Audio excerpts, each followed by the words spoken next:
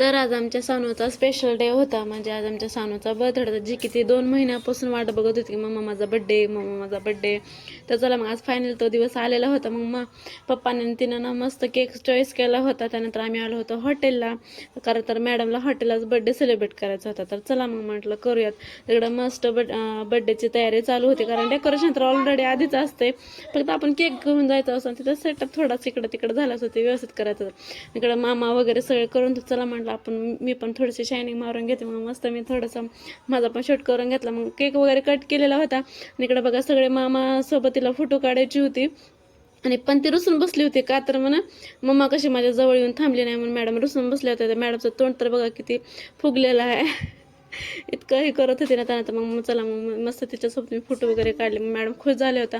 त्यानंतर आम्ही आलो होतो इकडं मस्त जेवण करण्यासाठी. तर मॅडम म्हटलं की मम्मा मी सांगते म्हणून मॅडमने ना मेनू कार्ड घेतला होता सानू मॅडमने. तरी सगळे आमचे मामा वगैरे आलेले होते बड्डेला.